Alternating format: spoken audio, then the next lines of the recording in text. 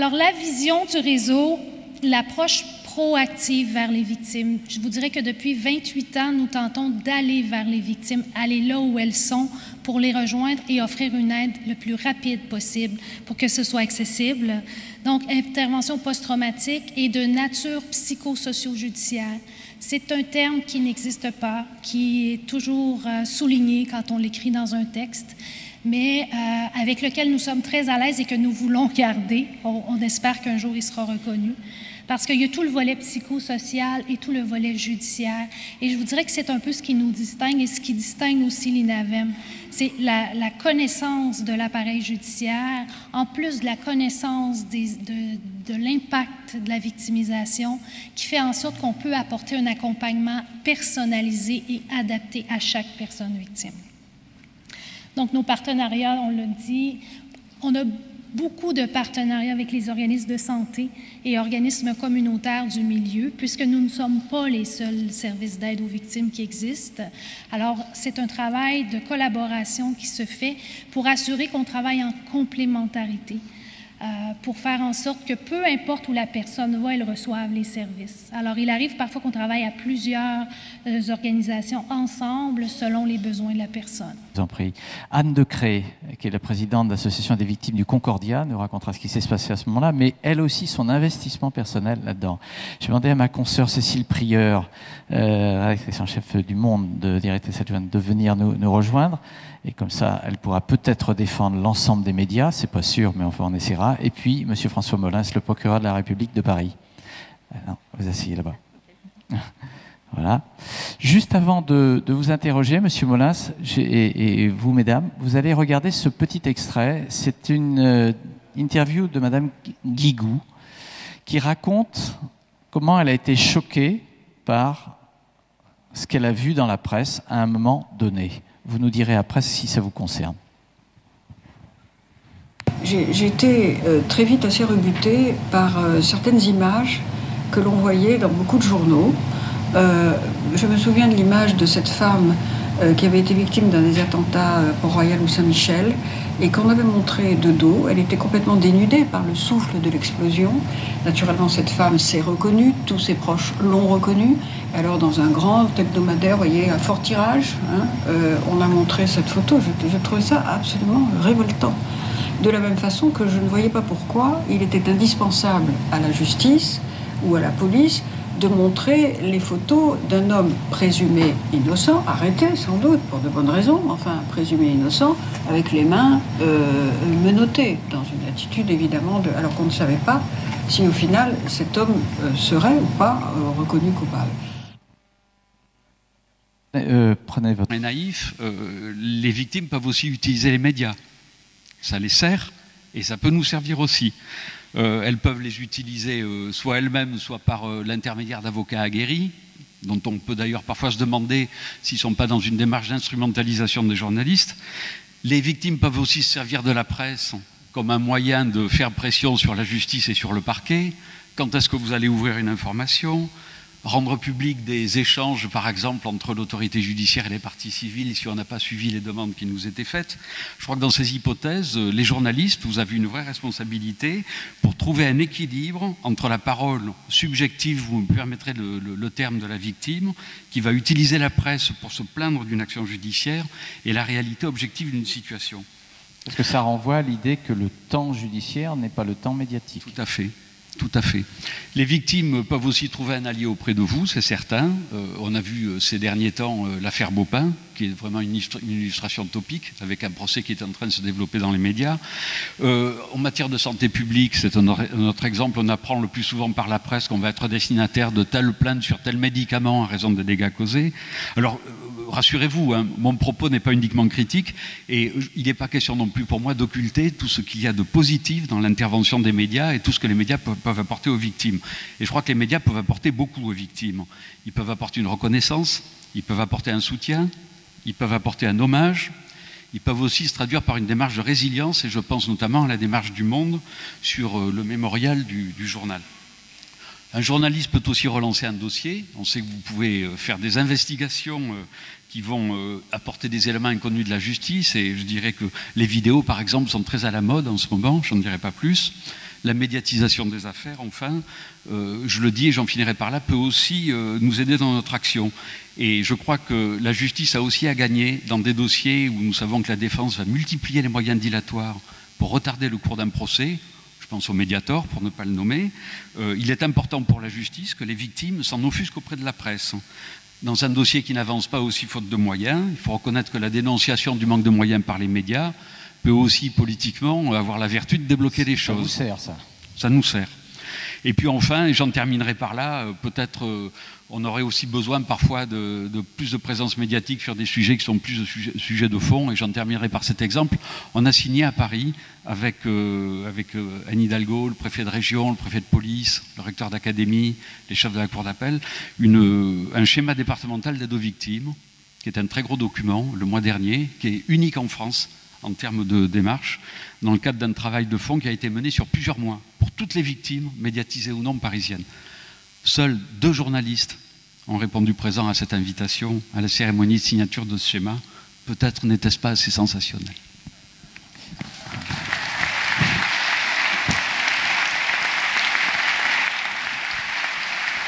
Je ne vais pas vous dire le contraire, hein. Je ne vais pas vous dire le contraire, mais c'est peut-être une histoire de génération aussi. On va écouter les témoignages après avec Cécile Prieur, mais qui est peut-être pas la mieux placée pour critiquer la presse finalement. Anne de Cré, vous présidez l'association collective Concordia. Comment vous avez vécu la médiatisation de cet accident du Concordia? Parce qu'on a surtout parlé, au fond, on a eu les images exceptionnelles, donc ça a fait le tour du monde. On a eu l'histoire de ce capitaine commandant invraisemblable. On a parlé d'affaires qui flottaient. On est allé voir les Iliens pour demander comment ils réagissaient. Et finalement, les victimes c'est un peu après qu'on a commencé à se demander s'il y avait vraiment eu des victimes, non? Oui, c'est-à-dire que j'ai l'impression que la presse, la seule chose qui les intéresse, c'est pas de savoir réellement comment nous allons, etc. La seule chose qui les intéresse, c'est l'indemnisation, les sous. Voilà, comment on est indemnisé. L'aspect matériel, quoi. L'aspect matériel des choses, l'aspect psychologique de savoir comment nous allons, comment Costa nous traite, comment la justice française ou européenne nous traite, je vous rappelle que nous sommes sur un cas européen dans des eaux italiennes. Toutes les problématiques que nous pouvons rencontrer avec un procès qui se passe en Italie, tous les points que nous pouvons soulever, je l'ai répété à maintes reprises à la presse, en Europe on a un petit problème de traduction, la victime on parle toujours de l'accès à la procédure, à la vérité, à la justice, mais quand c'est un procès qui se passe dans une langue étrangère, il faut quand même que vous sachiez tous qu'il y avait 61 nationalités sur le bateau. Toutes les procédures, les jugements, les rapports, l'accès à la vérité ne se fait qu'en italien, par exemple. Voilà. Donc ça, je l'ai dénoncé à maintes reprises auprès de la justice, auprès de la presse, pardon. Jamais ça n'a été repris. Donc, voilà, à part nous demander si nous sommes indemnisés, combien, c'est bien une des rares choses qui les intéressent. Parce que les victimes du Concordia, dont vous avez été juste, vous dites, interrogé sur vous avez perdu combien, vous voulez combien, mais ensuite c'est, moi j'ai envie de parler de mon traumatisme, j'ai envie de parler de ce que j'ai vécu, de mon ressenti, et de comment j'en sors. Oui, je crois qu'en fait ça se résume à quelque chose d'assez simple, c'est être entendu et écouté, et avoir la liberté de dire ce que nous voulons. Et ce qui est très désagréable quand vous êtes victime, c'est que vous avez l'impression que le journaliste ou la presse est en train de vouloir vous faire dire ce qu'il veut lui. Donc faire passer le message qu'il attend, et en fait tout le reste ne lui importe peu. Et en fait vous avez énormément de victimes qui se refusent maintenant de témoigner dans la presse. Moi je me bats en tant que présidente pour que l'ensemble des victimes qui le souhaitent puissent intervenir, se faire entendre, mais en fait il y en a beaucoup qui sont absolument dégoûtés de voir qu'on peut passer 5 heures, 6 heures, quelquefois 24 heures avec un journaliste pour qu'il en sorte 1 minute 30 dans un JT où il ne sera sorti que la chose la plus aberrante ou qui n'a pas d'intérêt. C'est tout ce qui va en ressortir.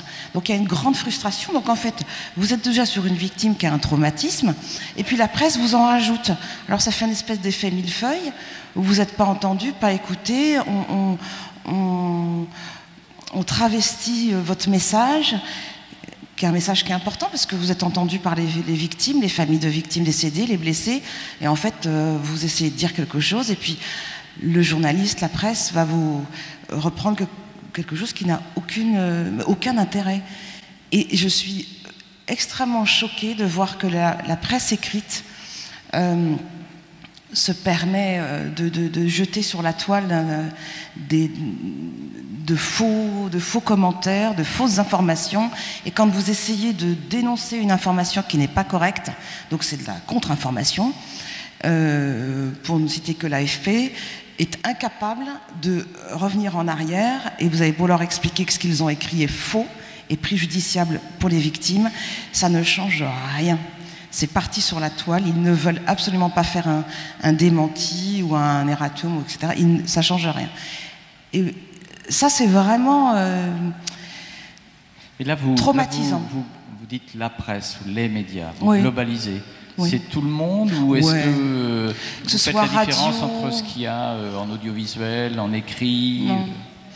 Vous n'avez qu'une petite chance, c'est quand vous êtes en direct et que vous avez un petit peu d'expérience.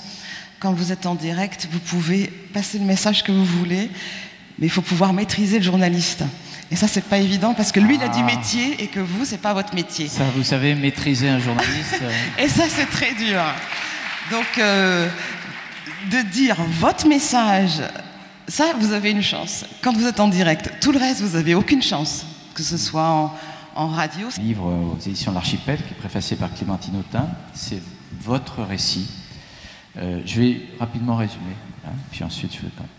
Vous êtes une jeune actrice, vous vivez en Suisse très librement, hein, et puis vous arrivez, vous commencez une carrière d'actrice qui marche bien. Vous racontez tout le début du livre, c'est une love story, tout va bien, quoi, tout marche très très bien. Et puis, et là ça bascule, et là il y a le coup de fil, je fais rite, en fait on reviendra précisément, coup de fil d'un gendarme, d'un policier, qui vous dit: est-ce que vous connaissez monsieur Untel? Et là, à partir de ce coup de fil, tout d'un coup, vous réalisez que vous avez été drogué et violé. Ma première réaction quand j'ai lu le livre, quand je suis arrivé à ce moment-là, je me suis dit: mais qu'est-ce qui l'a poussé à raconter ça? Qu'est-ce qui l'a poussé à se mettre en scène pour ça? Est-ce que c'est le fait qu'elle a arrêté sa carrière, que c'est un traumatisme terrible? Mais qu'est-ce qui fait qu'une jeune femme comme vous a décidé de tout raconter, de mettre tout comme ça au vu au su de tout le monde? Alors ça a démarré en fait à la sortie du tribunal, après cette journée d'assises sur 10 jours, donc quelque chose d'extrêmement éprouvant. Et j'ai appelé un ami et je me suis isolée. Et je me suis dit que c'était important de communiquer, parce que communiquer, c'est peut-être empêcher le pire pour les autres. Donc c'est parti de cela à ce moment-là.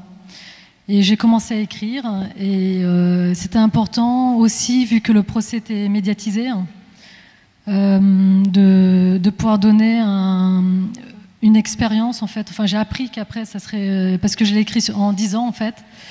Et entre le moment où la police m'appelle, où il y a le procès, et le moment où je me suis reconstruite et où je m'estime une ex-victime, et ben, il y a tout un chemin, un processus. Et en fait, donc, les médias, en fait, ont été pour moi des alliés. Donc, c'est vrai que j'ai un autre regard qui est complètement différent. Ouais. Voilà, tout à fait. Donc, c'est vrai que les médias sont devenus des alliés, m'ont porté quelque part, m'ont aidé dans ma résilience. Parce que de pouvoir parler, exprimer les choses et passer des messages, parce que c'est aller au-delà en fait, du traumatisme et de ce que j'ai vécu un procès, c'était important de pouvoir donner ma vision des choses en tant que victime.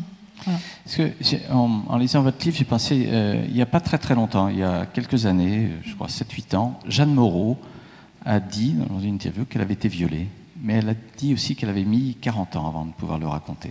Est-ce que c'est aussi parce que petit à petit la parole se libère, que la place des femmes devient plus importante, que effectivement il y a une revendication? Vous, votre risque, vous aviez une carrière qui démarrait plutôt très bien, hein, vous le racontez, vous êtes dit c'est fini, en étalant ça, on ne voudra plus de moi? En fait, je me suis rendu compte en fait que tout allait être terminé, hein, mais les choses se sont faites toutes seules en fait. Hein. C'est-à-dire qu'à un moment donné, à l'approche du procès, je pouvais plus jouer du tout sur scène, je pouvais plus assumer quoi que ce soit. Donc après, on rentre dans une procédure. Avant qu'il y ait le procès, il s'est passé 3 années. Donc pendant 3 ans, qu'est-ce qu'on fait? C'est vrai que je parle aussi de ça, les procédures judiciaires qui sont longues. Pourquoi? Parce qu'il y a une enquête qui peut être très longue à faire. Au fur et à mesure que l'on découvre des victimes, ça rallonge le temps avant la procédure. Après, parfois, on peut parler ça a peut-être évolué aussi, et heureusement, de manque de moyens qui font que le procès est retardé. C'est vrai que si le procès il arrivait dans l'année, dans les 2 ans, c'est pas 3 ans de sa vie qu'on attend en procès, où là, pendant ce temps-là, on peut pas faire grand-chose. Donc finalement, la comédienne, à un moment donné, je l'écris dans le livre, l'actrice, il y a le fantôme de l'actrice qui est là. Et puis après, j'ai construit ma vie autrement et j'ai décidé d'arrêter parce que je pouvais plus de toute manière continuer. Vous avez eu le sentiment à un moment que les médias pouvaient vous utiliser? Non, enfin, c'est partagé. En fait, évidemment que les journalistes, les médias, ils doivent, enfin, il y a l'enjeu peut-être financier, l'enjeu de se dire qu'est-ce que le public a envie d'entendre, est-ce qu'il peut entendre ça? Et donc, moi, ce que je me suis toujours dit, ok, je joue le jeu, je donne l'information que les journalistes ont besoin, mais c'est important que je puisse passer mon message aussi en même temps. Et ça, c'était le deal, entre guillemets, que j'ai eu justement à chaque fois que j'ai fait des reportages télé, radio ou presse. Est-ce que vous avez le procureur de la République de Paris là à côté de vous? Est-ce que ça a été aussi pour vous un moyen de faire pression sur la justice pour qu'ils accélèrent? Oui, j'ai bien écouté ce passage.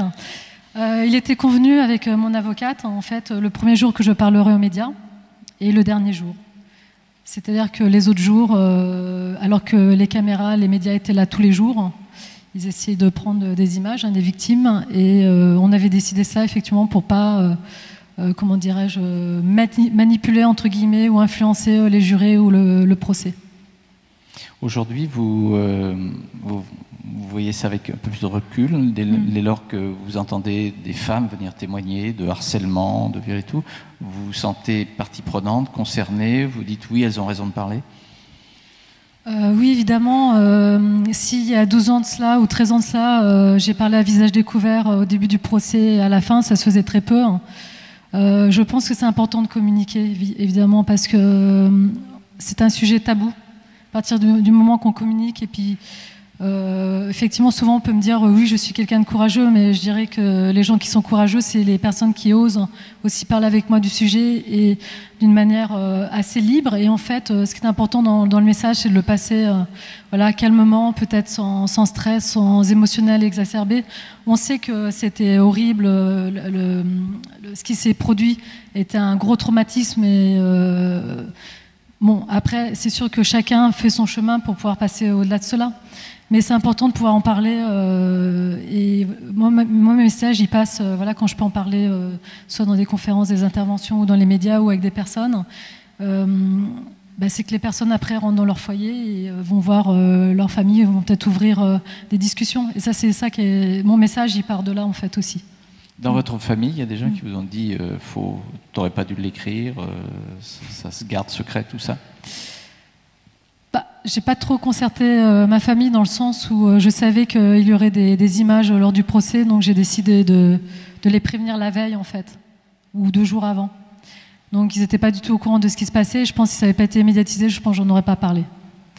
Alors, c'est paradoxal avec ce que je dis, mais déjà souffrir, c'est compliqué. Et voir sa famille souffrir parce qu'on est en train de souffrir, ça devient vraiment difficile. Donc c'est vrai que souvent, on rencontre des personnes, des amis qui nous soutiennent, ou des associations qui nous soutiennent, des professionnels qui peuvent nous soutenir. Et ça, c'est aussi très important de s'entourer de professionnels, parce que c'est vrai que les amis, la famille, c'est très bien.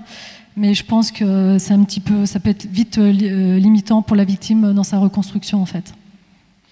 Monsieur Molins, vous êtes prenez le micro.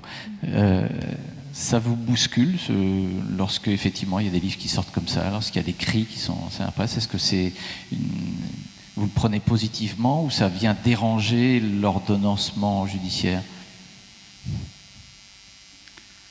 Je pense que des fois on a besoin d'être dérangé. Il faut peut-être avoir le courage de le reconnaître. Parce que, enfin, je veux pas faire de la démagogie non plus, mais chacun a l'habitude de process de travail, on a des milliers de dossiers, et je pense que, de toute façon, c'est l'essence de la justice. Hein. On dit toujours que le jour où la justice devient un confort, c'est plus de la justice, ça va devenir de l'injustice. Donc en réalité, tout ce qui peut, j'allais dire, venir entretenir la remise en cause ou le dérangement, par vocation, sauf si on est dans l'instrumentalisation, je dirais que par essence c'est positif, parce que ça incitera chaque acteur du processus judiciaire à se poser les bonnes questions. Parce que ça a été très long, très lent. Je me souviens de combats de Gisèle Halimi et autres, c'était très lent avant que la justice bouge réellement sur ce domaine. Oui. Mais je pense qu'effectivement, aujourd'hui, il y a certainement eu des prises de conscience par rapport à certains crimes, hein, et avec une libération de la parole qui, je pense, effectivement, va dans le bon sens. Parce qu'on ne peut pas se reconstruire, je pense, sur un plan personnel, sur du silence. Après, c'est sûr que la démarche est complexe et que, en fonction de la gravité du traumatisme, les victimes peuvent mettre des années et des années à avoir le courage de surmonter tout ça et de verbaliser tout ce qu'elles ont pu subir. Donc on comprend aussi les difficultés que ça peut représenter. Merci beaucoup. J'ai pire d'autres, et il faut les citer, les chaînes d'infos continues, même les grands médias publics ou privés font plutôt dans le sensationnalisme pour faire de l'audience. Et il vous arrive, vous, comme d'autres journaux, et notamment les magazines, qui font maintenant des unes avec des titres très trash, il s'agit de vendre du papier.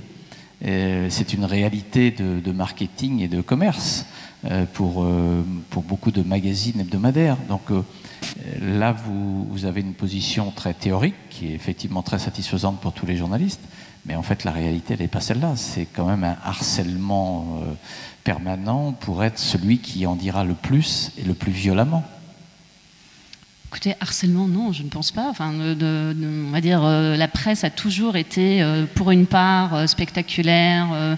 Il y a toujours eu, dans la presse de la Troisième République, elle était outrancière, elle était militante, elle était parfois fausse, elle s'affirmait comme telle, etc. Donc, c'est quand même, on va dire, ce n'est pas nouveau. Ça ne veut pas dire que c'est mal, mais il y a un public aussi pour ça. Enfin, il faut voir aussi que la presse people, la presse trash, il y a des gens qui achètent.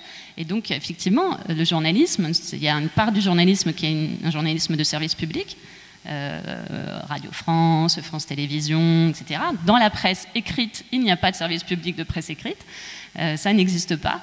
On peut peut-être le déplorer, mais en tout cas, voilà. Donc, on est dans un univers concurrentiel, en effet. Donc, cet univers concurrentiel est de marché, donc c'est un commerce aussi, bien sûr. On ne va pas le nier, peut effectivement aboutir à ce que certains des organes de presse choisissent ce marché qui est l'outrance, etc. Mais il faut savoir quand même que ce n'est pas la jungle, nous sommes quand même délimités par des articles de loi, il y a des lois en France, il y a une loi sur la protection privée, il y a une loi qui protège les mineurs, il y a la loi Guigou par exemple qui protège... les personnes qui sont menotées, c'est interdit de les filmer, de les diffuser. Les victimes qui sont en situation, ce qu'elle racontait Elisabeth Guigou, indigne, etc., elles peuvent poursuivre les médias et elles peuvent les faire condamner. Enfin, il y a quand même... c'est pas comme si c'est la question de la protection des personnes et de la vie privée n'était pas considérée en France. Il y a un arsenal législatif, il y a la diffamation et il y a l'injure. Et donc quand les journaux se prêtent à l'outrance, ou en tout cas à des informations non vérifiées, fausses, eh bien, ils s'exposent aux poursuites, et il y a des poursuites régulières. Vous avez choisi dans le Monde de faire des portraits de victimes. Pourquoi est-ce que vous avez choisi de faire ça? Alors on l'a choisi en fait parce que jusqu'à présent, en fait, quand on était confronté à des crimes ou des attentats, on n'était pas sur cet effet de masse qui a eu le 13 novembre. Je pense que le 13 novembre, sa spécificité par rapport aux attentats de Charlie, par rapport aux vagues d'attentats qu'on a eues précédemment dans les années 80, au milieu des années 90, et par rapport à certaines, on va dire, affaires criminelles plus particulières, c'est un crime de masse. Donc très vite, dans la nuit du 13 novembre, on s'est rendu compte qu'on était à des dizaines de victimes potentielles. Et quand je dis victimes, je ne parle pas des blessés, de tous les gens qui ont été affectés dans leur chair ou dans leur psychologie. Je parle des gens qui sont morts dans les attentats. Donc dans la nuit même, on s'est dit, mais qu'est-ce qui se passe? Pour nous, c'est impossible en fait. Enfin, tout le monde était confronté à ce choc. On était obligé de travailler, donc on a travaillé toute la nuit autour de ça. Et très vite, on s'est posé la question de savoir, mais comment on peut parler de ça? Parce qu'en fait, on était sur des chiffres. On disait 40 victimes, 50 victimes, 60 victimes. Ça montait, ça montait. Le fait que nous sommes arrivés à un bilan de 130 victimes, c'est pas tout de suite qu'on l'a su. C'est au bout de 48, 72 heures, etc. Et donc, on s'est réunis assez vite le lendemain et on s'est dit... Certains d'entre nous connaissaient des gens qui sont morts, moi notamment, mais plein d'autres dans la rédaction. Il faut savoir que c'est vraiment le cœur de Paris. Enfin, vous connaissez très bien les éléments du 13 novembre, mais donc on était en plus, il y avait cet aspect où on était en plus atteint personnellement, ce qui n'arrive quasiment jamais en tant que journaliste. Et donc on s'est réunis, on s'est dit, on ne peut pas en rester aux chiffres, on ne peut pas traiter ça comme une histoire de chiffres, c'est pas possible, c'est des vies, c'est des identités, c'est des personnes. Et on a voulu restituer cette réalité et dépasser le statut de victime. Donc en fait, ça ne nous intéressait pas justement de figer les morts du 13 novembre dans un statut. Pour nous, vraiment, on a voulu s'inscrire à l'inverse total de ça. Ce ne sont pas des victimes, ce sont des personnes décédées qui ont une vie, qui ont été fauchées le 13 novembre, et c'est ça qu'on a voulu raconter. Voilà. Et donc c'est pour ça qu'on s'est mis en mesure, on a été inspiré en fait par le New York Times, qui a fait ça extrêmement bien pour le 11 septembre 2001. On s'est mis en mesure de, plusieurs d'entre nous dans la rédaction, en réseau, contacter les membres des personnes décédées chose qui a été faite aussi dans la et raconter de façon très personnelle, juste j'insiste là-dessus, c'était pas des fiches biographiques, c'était ce que voulaient bien raconter les proches des personnes décédées de leur parcours. Il y en a beaucoup qui ont refusé? Alors ça n'a pas été simple, c'est-à-dire qu'au début, certains ont très vite compris la démarche et ont eu envie de rentrer dans cette démarche, donc très vite, au bout de 3-4 jours, on en avait... petite dizaine, ça a grossi assez vite.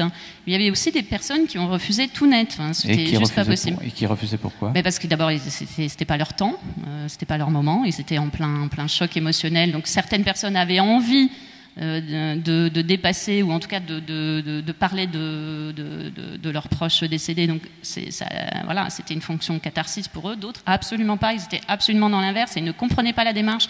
Et donc nous renvoyaient ce qu'on renvoie assez régulièrement aux médias, qu'on était dans une mauvaise démarche, éthiquement discutable, etc. Donc ces personnes-là, évidemment, on les a laissés, il ne s'agissait pas d'insister, on a fait tout ça avec la volonté de chaque famille, mais il faut savoir que certaines nous ont recontactés une fois que le mémorial a pris de l'ampleur, a été reconnu comme quelque chose qui avait de la valeur, au fond, ce qui n'était pas évident au début. Il y a même eu des discussions au sein de la rédaction, il y a des membres de la rédaction qui n'étaient pas d'accord avec la démarche. Et donc quand le mémorial, au bout de 15 jours, 3 semaines, 1 mois, s'est imposé comme quelque chose qui avait de la valeur au-delà d'un élément journalistique, parce que je pense que ça a été perçu comme une démarche assez citoyenne qui était au-delà de notre rôle de journaliste, même si c'est profondément notre rôle. Eh bien, il y a des familles qui avaient refusé, qui nous ont recontactés. Monsieur Molins, prenez le micro. Comment vous avez vécu ça, vous, dans la presse, ces portraits? Pour moi, c'est positif. pour moi c'est positif, je pense que ça va effectivement dans le cadre de... Moi j'ai bien aimé la démarche, voilà. Je dirais quand même aussi, si vous me permettez, je rajouterais un sentiment personnel, pour un peu défendre les médias aussi. Moi j'ai quand même le sentiment qu'il y a eu une prise de conscience après tout ce qui s'est passé en janvier. Par rapport à janvier. Et qu'on a quand même eu, au-delà des couvertures médiatiques, avec quelque chose qui complique quand même singulièrement les choses aujourd'hui, c'est surtout Internet et les réseaux sociaux qui compliquent singulièrement la donne. Moi, j'ai quand même le sentiment qu'en termes de déontologie, il y a eu des questionnements qui ont été posés, des prises de conscience qui ont été faites, et qu'il y a un certain nombre de débordements auxquels on avait assisté en janvier qui ne se sont pas reproduits en novembre. Même si là encore, en novembre, il y a eu des choses critiquables, notamment sur des reproductions, photos de victimes, mouvements de foule, etc. Mais pour moi, il y a quand même ce positif dans l'évolution. Vous avez connu la catastrophe de Furiani. Oui. Quelle est l'évolution entre Furiani et maintenant? Furiani, c'était en 92 de mémoire. Écoutez, je pense qu'il y a, je dirais, il y a un monde qui sépare les deux. D'abord, 92, l'INAVEM avait combien d'années? 5 ou 6 ans, non? Hein? Donc on est vraiment, j'allais dire, dans un paysage où il n'y a pas vraiment d'organisation.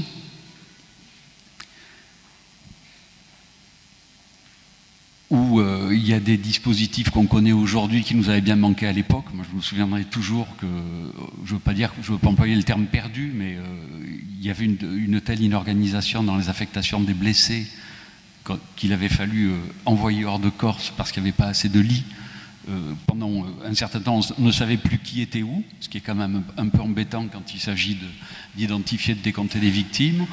Et on était aussi, c'est un peu aussi des démarches pionnières et aventureuses qu'on regarde aujourd'hui avec un certain recul, mais qui, je pense, ont beaucoup fait progresser les choses, puisqu'à l'époque, je vous rappelle, il avait été choisi d'abord de ne pas délocaliser le procès, qui était resté dans l'île pour justement ne pas donner le sentiment aux habitants de l'île qu'on allait leur confisquer quelque chose. Et puis surtout, il y avait eu une démarche très intéressante qui avait consisté à créer une sorte de comité qui avait fait une sorte de pari sur le fait qu'on connaissait très bien qui serait responsable, l'État serait responsable, le club serait responsable, l'organisme de contrôle serait responsable. Et donc on est arrivé à mettre en œuvre, grâce à tout ça et à tous ceux qui dirigeaient l'aide aux victimes, et bien évidemment l'INAVEM au premier chef, une démarche d'indemnisation qui a permis d'une part de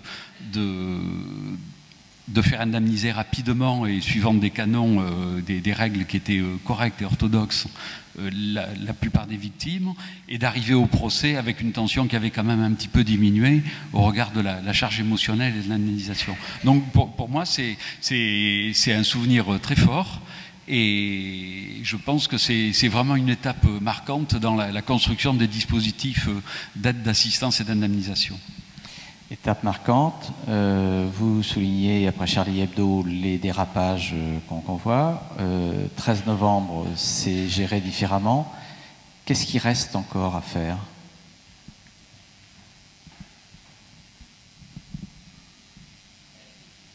Ça renvoie à ce que je disais tout à l'heure, pour reprendre votre question. Moi, il n'est pas question de s'ériger en censeur. Hein. Bon, on est tous des démocrates, on respecte la liberté d'informer. Ça renvoie peut-être à quelque chose qui est mis à mal, je crois, par l'évolution d'Internet, des réseaux sociaux et la recherche du sensationnel. Ça renvoie effectivement au pourquoi de l'information. Et moi, j'avais beaucoup aimé un éditorial je crois que c'est Bruno Frappa, dans La Croix, qui avait, après les attentats de janvier, fait un éditorial sur le thème que... Alors c'est vrai qu'on n'est plus à l'ère de la plume sergent-major, mais savoir parfois retenir sa plume pour sortir du sensationnel et de l'émotionnel et prendre des fois les moyens de vérifier. Quelque chose de tout bête, avant de sortir une information sur une affaire judiciaire, à Paris, on a une chargée de communication. Pour être sûr de ne pas se tromper, vous téléphonez, vous avez la vérification, et puis après, vous pouvez écrire et publier tout ce que vous voulez. Si vous écrivez ou que vous publiez sans avoir pris la peine de vérifier, vous courez aussi le risque de donner une mauvaise information. C'est comme ça qu'on a pu, par exemple, annoncer des morts et des blessés dans l'attaque d'Amartin-en-Goual. Donc, effectivement, je pense que il y a du travail en commun, du partenariat à construire, et puis se donner la peine effectivement de vérifier un minimum de choses et savoir parfois se donner quelques secondes de plus pour réfléchir. Merci beaucoup. Je vais demander à M. Thomasset, je vais vous donner un micro parce que vous n'en avez pas. Je voudrais votre réaction de l'INAVEM. Merci M. Siri. En quelques mots, effectivement, au nom de l'INAVEM, au nom de notre fédération, avant de donner la parole à la salle, d'abord pour souligner la grande qualité de cette première table ronde aujourd'hui et de ce colloque, pour remercier nos intervenants, victimes, ex-victimes, pour votre parcours, votre courage, votre soif de vivre, votre pulsion de vie aujourd'hui qui nous donne envie d'être à vos côtés, qui nous donne envie de parcourir un petit peu avec vous encore ce long chemin de l'aide aux victimes. Nous avons bien compris aussi le dilemme de la presse entre la nécessaire obligation de l'information et puis le respect de l'intime, le respect de la vie privée. C'est un lourd challenge, c'est un lourd dilemme un petit peu qui est le vôtre et que nous comprenons, que nous tentons de comprendre en tous les cas. Il y a quelques mois de cela, notre pays était traversé par une série d'attentats qui ont semé la mort, qui ont semé le désordre, le chaos et le chagrin. Dans toutes ces procédures judiciaires en cours, l'institution judiciaire, auprès de vous, M. Bolins, a regroupé l'ensemble des procédures et je ne peux aujourd'hui passer sous silence votre présence parmi nous et puis cette sensibilité, cette authenticité que vous avez eue, cette humanité que vous avez eue auprès des victimes, auprès de notre service d'aide aux victimes, auprès de notre réseau INAVEM. Et j'en veux pour preuve, lors des événements du Bataclan, par exemple, dans le quart d'heure qui a suivi le déclenchement des violences, vous nous avez réquisitionnés, vous avez saisi nos services d'aide aux victimes pour prendre en charge immédiatement l'ensemble des plaignants, des familles meurtries dans leur chair, meurtries dans leur souffrance, meurtries dans leur vie. Alors vraiment, au nom de notre fédération, au nom de notre présidente, au nom de notre directrice générale, au nom de l'ensemble des services d'aide aux victimes qui sont présents ici dans la salle, mesdames et messieurs du fond du cœur, M. Bolins, merci beaucoup.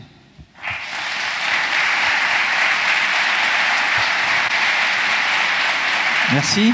Je pense que ce que vous avez dit à un moment donné, vous avez dit « Ah, mais on savait tout sur les réseaux sociaux avant tout le monde, etc. » Si vous faites référence à la fameuse nuit de Charlie, c'est-à-dire quand il y a eu l'attentat à Charlie, et que le soir, dans la nuit, il y a eu la traque des frères Kouachi, et qu'on ne connaissait pas qui étaient ces gens que la justice et la police traquaient, là, je pense que c'est un extrêmement bon exemple du n'importe quoi.